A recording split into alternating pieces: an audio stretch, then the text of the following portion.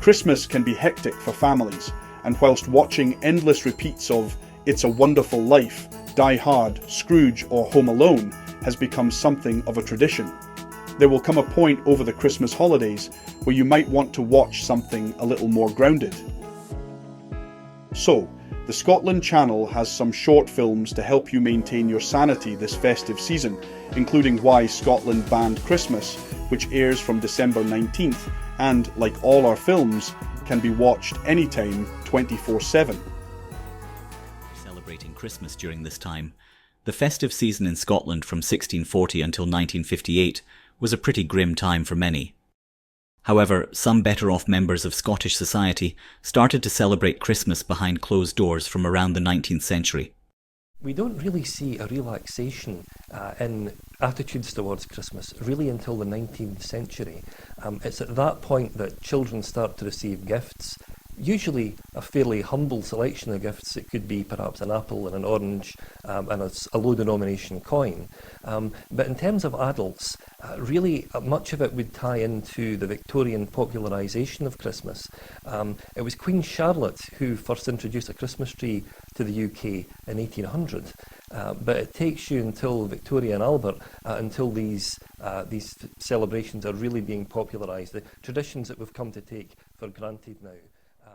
However, today, Christmas is at least on a par with Hogmanay, even if the latter has lost some of its Scottishness over the years, as many of the old traditions, such as first footing, die out in favour of large fireworks displays such as the one held in Edinburgh since the early 1990s. However, one element of Scottish influence remains a permanent fixture in New Year's celebrations the world over, and that's the singing of Auld Lang Syne, the words of which at least were written by Scotland's most famous poet, Robert Burns. The author of this famous melody sung as people link arms on the stroke of midnight is not known.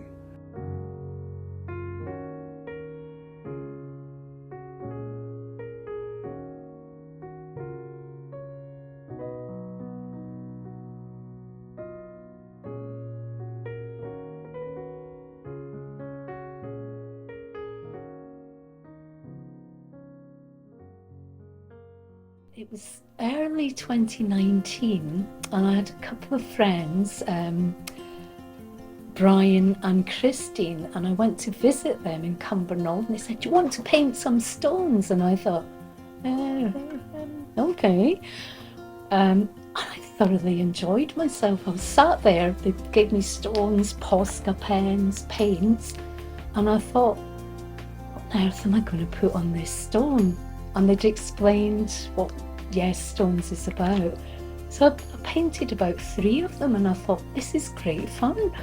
And it was so therapeutic. So I bought myself some gear and that was it. I've been doing it for 5 years now. So and I can tell from my early stones, they're rough as anything, really rough.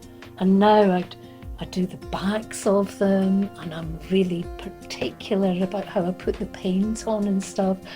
But yeah, and the best thing about it is that it's got my creativity flowing because I'm now doing photography, I'm learning the flute, I'm doing proper painting, little portraits and things. So it's just been great.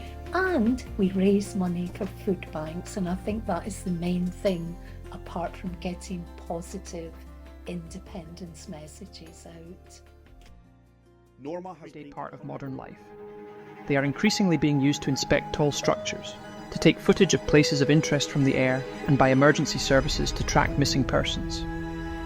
But there's another group of people based in Ayrshire who also use drones, but in the search for missing dogs.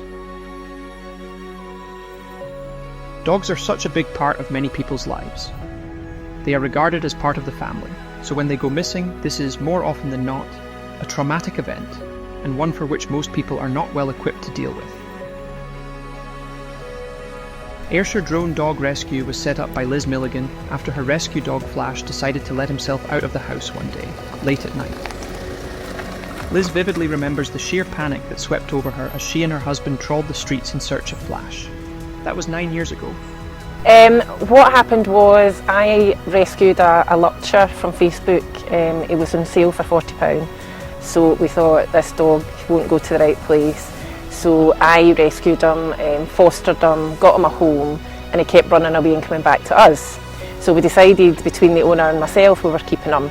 So he took himself off one night. He opened the front door. We didn't know he could open the door, and he was away for about 7 hours. We went looking for him, and my husband saw him and shouted him, and he just turned and ran, and we couldn't understand why. So basically he was in fight or flight mode, which at the time we didn't understand. We searched for about 5 hours and then decided to go home and see if he would come home. Don't know what made me do it, but I opened the door and he basically let himself in 2 hours later. So the next morning I said to my husband, we have to help people here. Keen to learn what the country of little over 5 million people today already had a school system in the Middle Ages, and by the end of the 15th century, girls were also being taught. Scotland already had 3 universities at this time. With a well-educated population, it's hardly surprising then that Scotland gave birth to much of the modern world, which resulted in Scotland taking a leading role in the Enlightenment, contributing original thinking in philosophy, economics, literature, and innovation in science. And while some of Scotland's great achievements are better known than others, such as the invention of the television, John Logie Baird, and the telephone, Alexander Graham Bell, here are some achievements most people don't realise had their origins in Scotland too. So when you get up in the morning to reach for the milk to pour on your cereal, know that it was a Scot who invented the refrigerator as far back as 1749. Hamilton-born William Cullen was a physician, chemist and professor at the Edinburgh Medical School. In 1747, Cullen was awarded the first independent lectureship in chemistry and was elected president of the Faculty of Physicians and Surgeons of Glasgow. It was whilst there that Cullen invented the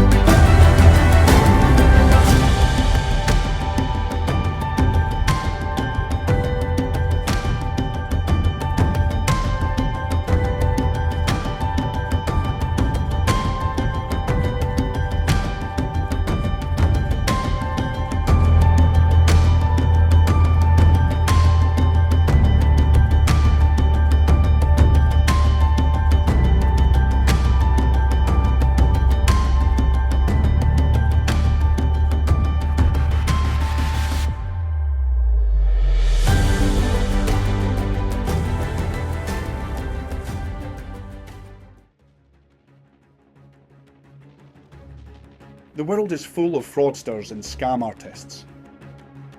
And most of them are very sophisticated, stealing millions of pounds from unsuspecting victims every year. From pension and investment scams to callers pretending to be from your bank, there are no end of con tricks designed to relieve you of your hard-earned cash. But the biggest scam the world has ever seen is literally hiding in plain sight. It's called the United Kingdom.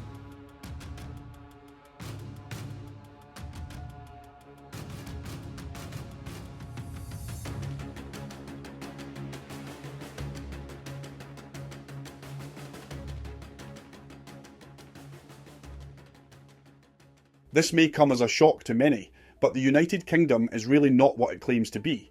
A united kingdom. Although recognised by the international community as a sovereign state, that recognition came about as a result of a lie, a confidence trick so huge that it has largely gone undetected for more than 300 years. To understand this, it's essential to go right The UK government, which closed down Scotland's stock exchange in 1973 just as the black gold was coming ashore, commissioned Professor Gavin McCrone, a leading economist at the time, to assess the value of these oil reserves to Scotland. In his report presented to the Cabinet Office in April 1975, he revealed that an independent Scotland's budget surpluses would be so large as to be embarrassing, and that Scotland's currency would be the hardest in Europe, with the exception, perhaps, of the Norwegian krone.